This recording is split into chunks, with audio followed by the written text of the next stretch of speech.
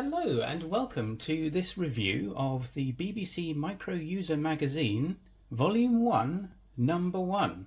So this came out in March 1983 and it was the very first edition of what would later go on to become the Micro User. But of course, in March 1983, the BBC Micro had only been out for just over a year, having been released at the end of 1981, so it had had a full year of sales in 1982, and around this time in March 83 out came a magazine devoted solely to the BBC Micro, hence the BBC Micro User. As you can see here, it was the independent magazine that helps you to make the most of your micro. Notice top right there we've got a Win This BBC Colour Monitor in our exciting free contest, because of course in March 1983 it wasn't that common for you to have a colour monitor. A lot of people would have been connecting their Beebs into monochrome, myself included actually back then. I remember I had a black and green screen. There were also black and orange screens available back then, and of course the typical black and white. So just looking at the cover here, you can see obviously the learner plate on top of the Micro. That's a nice little touch there, and also the mortarboard as well, highlighting the educational impact of the BBC Micro already felt at this time. My copy here is quite old. Well, obviously it's as old as the magazine itself. In fact, it's 1 month younger than me. I was born in February 1983, so there you go. This magazine is only just around the same age as me. Like me, it's got a few tears and creases now, so you can see that it's been had a little bit of TLC on the cover there with some sellotape. Looking down the front cover, you can see we've got a game being advertised, some articles here that we'll have a look at when we get into the magazine. But yes, it very much looks like the Micro User continued to look all the way through to at least 1989, the edition that we were looking at in the last video in this series. So if we open it up, you can see here Micro Vitek Cub, the amazing Cub monitor, of course, which is famous and synonymous with the BBC Micro, indeed advertising itself here as the monitor behind the BBC Micro. ANF software here. Some of you may be familiar with ANF's Painter. We've looked at that in my Games Countdown series before. And the contents page, which as I remarked on in the April 1989 edition, still very similar. But of course this would have been the first time that anyone would have seen this magazine, it being the first edition.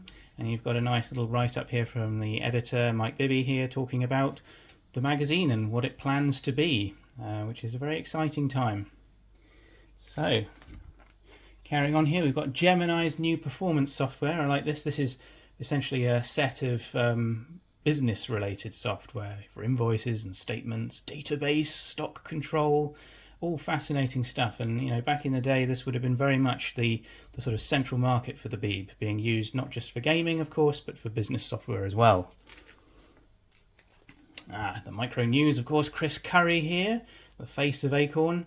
This is an interesting article talking about how they're starting to produce BBC Micro units over in Hong Kong, which of course back in 83 this would have still been British overseas territory.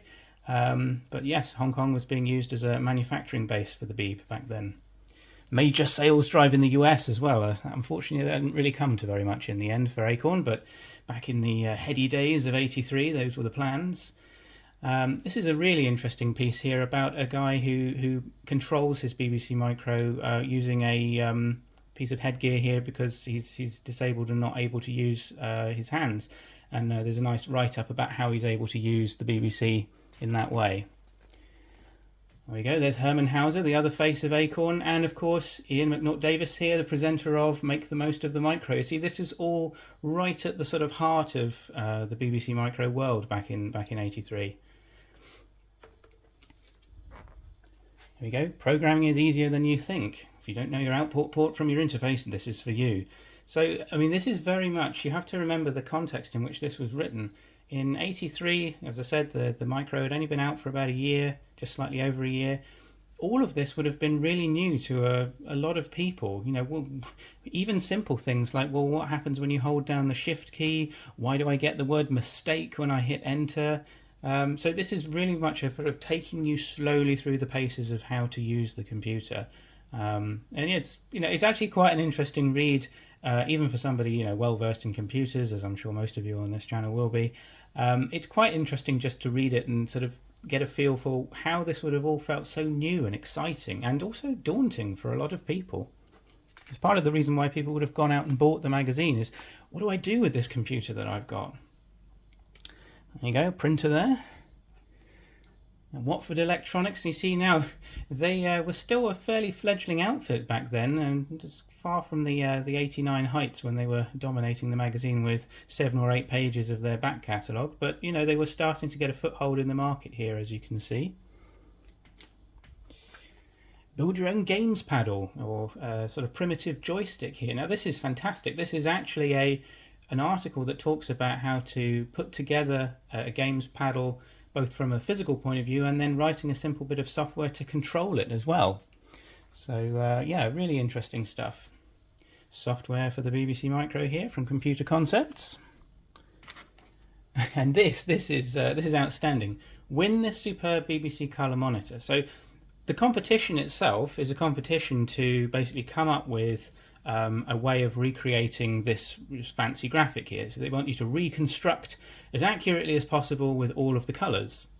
Now it has to be said, if you were entering a competition like this to win a colour monitor, the chances are that you didn't have a colour monitor at the time, and so trying to write a program to accurately recreate this picture on the right here using a monochrome monitor would have been quite a feat. But well, I suppose that's why it was a challenge. A touch of the Van Goghs here. So this is an interesting one. This talks you through the various different modes on the BBC Micro and how they correspond to the different kinds of graphics that you can get, and the availability of different colours depending on what mode you're in. There you go, a tapestry based on one of the programs. That's what I like about the Micro User. It has lots of very short pieces of listings that you can use just to get a feel for what the different concepts are in the article. So you can kind of type them in as you're going along, and it really helps to sort of solidify the understanding. It's a very clever pedagogical technique, really. There you go, some more stuff here explaining how the different colours work. Of course, the Beeb claimed to have 16 colours. In practice, it was really only 8 colours because the other 8 were flashing alternates of the other colours themselves. Mysterious adventures here. This is advertising some adventure software. Let's get down to those basic building blocks. So Paul Beverley goes into the ABCs of the BBC Micro's operating system. So reviewing some of the OS commands here, which is an interesting piece. There we go, and a nice little diagram here explaining how the memory map works for the BBC Micro, and you know where the operating system ROM sits in relation to everything else, the basic interpreter here, disk operating system. Fantastic. Financial games, there you go. A nice one here, Great Britain Limited. You are the Prime Minister and Chancellor of Great Britain, quote unquote. Not quite sure if that's supposed to be some weird hybrid of Nigel Lawson and Margaret Thatcher there, but there you go. Cut out those cassette capers. There you are. Make your interface wear a smile with Mike Cook's aid. So this is basically talking about how to get the most out of your cassette. Saving and loading and what to do when things go wrong. Yes, now this is Death Watch. This is the very first type-in game from the Micro User, from the very first edition. It is a type-in listing that I have typed in myself before. It actually introduced me to the concept of assembly language being called directly within BASIC, because Death Watch uses a very small bit of assembly code to make the controls of the game a little bit faster than they otherwise would be if it was purely in BASIC. But there's a very nice write-up here explaining how the various procs work as well, which is, I think, really good. And as you can see, the actual listing itself on page 73. Here we go, a quick look at the literature available. So we've got some books here being reviewed, various books that were being released back then, including the 30-Hour Basic by Clive Prigmore, a copy of which I also have. This is the 30-Hour Basic book here that's being referenced. So this is well worth a read. It's an interesting book. I found it quite useful for just the way it presents BBC Basic, really. But it was it was part of the National Extension College back in the day.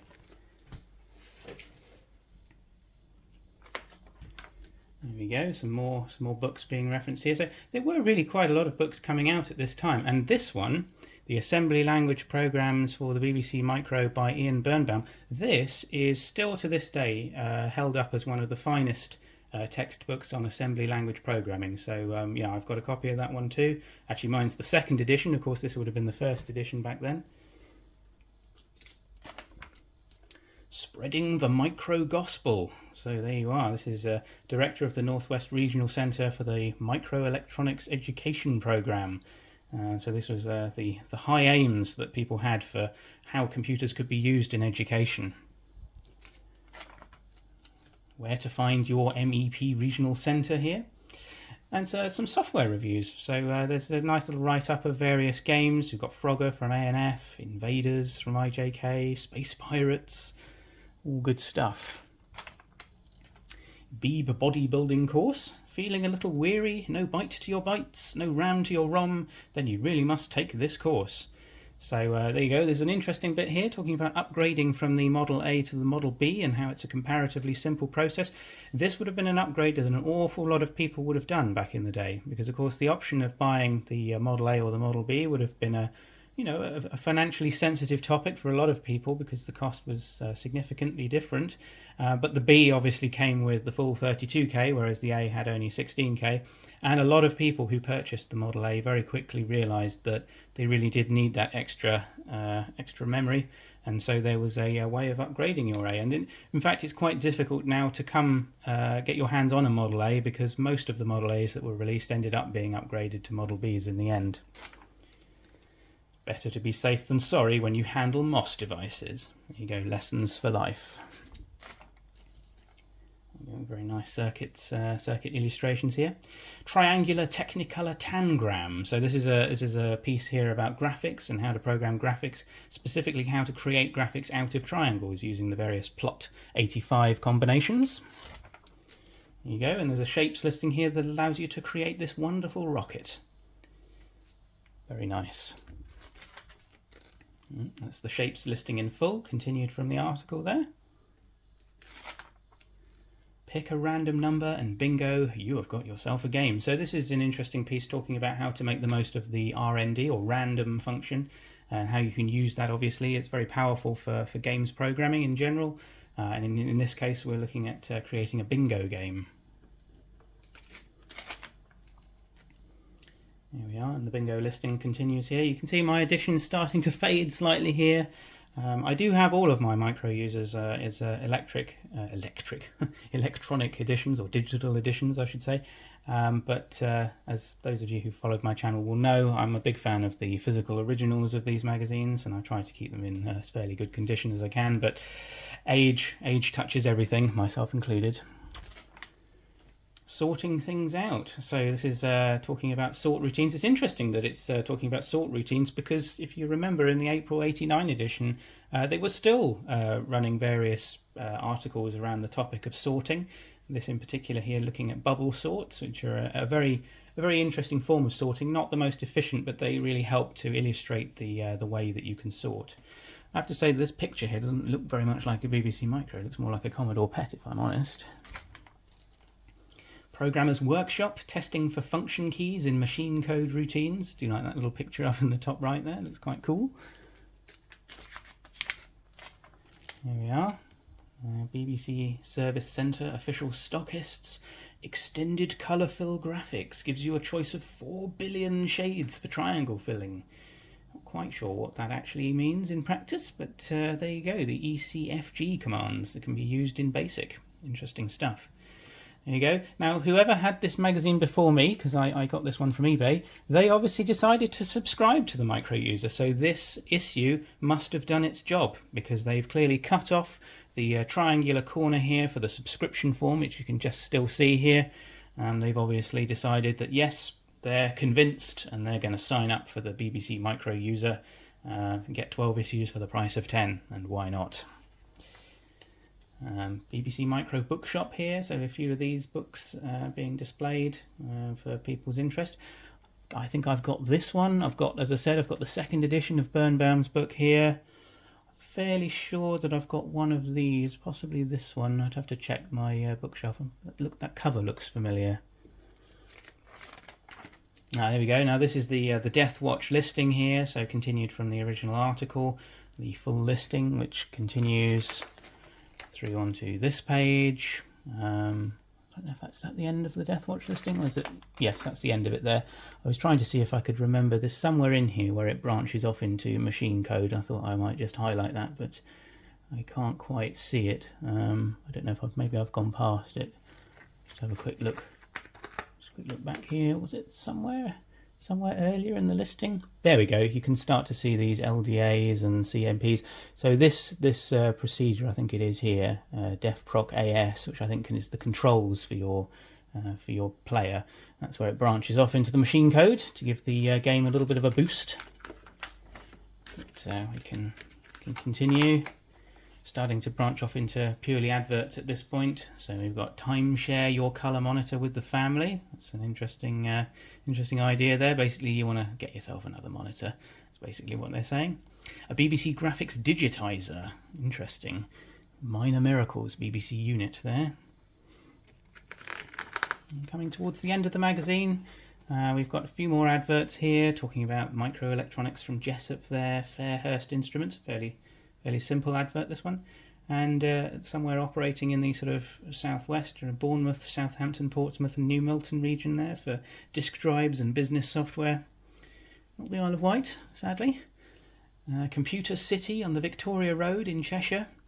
There you go. Look, you can see the retail prices. It's not a trivial difference here, that the Model A 299, Model B 399, so that's an extra £100 that you're looking at to boost your micro. Interestingly, you can also buy a Model A with 32K, which, I mean, that's more or less a Model B, but it's a slightly cheaper price than the Model B, so it's probably missing one or two extra chips. And then there's a set of software. Of course, you see in 83, the software back catalogue wasn't quite as big as it was later to become, but you can still see some Acorn Soft titles here. Pretty expensive, it has to be said, for the day. I mean, you're looking at £9.95 there for a copy of Planetoid, £11.90 for Arcade Action, which was I think a collection of games. Good old Rocket Raid there, Arcadians, amazing stuff. And that is the end of the magazine, other than for this rather lovely artwork here for Micro Power, or Program Power as they were also known. In fact, they've called themselves both in this advert. Great BBC programmes from Britain's leading software house. So advertising here in particular Swoop, which is a sort of Galaxians style game, Alien Destroyers, which is a Space Invaders style game, and then good old chess there. So there you are. Lovely artwork, I have to say. I do love the artwork on these old adverts and cover art that they used to produce, because much as I am an aficionado of 8-bit games and 8-bit graphics, it's hard to convey the excitement of them when you're trying to lure in a prospective buyer, and this kind of artwork really would have done the job. So really nice stuff there, really nice. Anyway, that takes us to the end of this review for the very first edition of what was to become the Micro User, which in this period was known as BBC Micro User, Volume 1, Number 1, March 1983. Hope you've enjoyed that trip down memory lane, for those of you that may have had this magazine back in the day, or maybe some of you still do have a copy. And I hope you've enjoyed the review, and that you'll join me for the next review that I do at some point in this series. And until then, goodbye.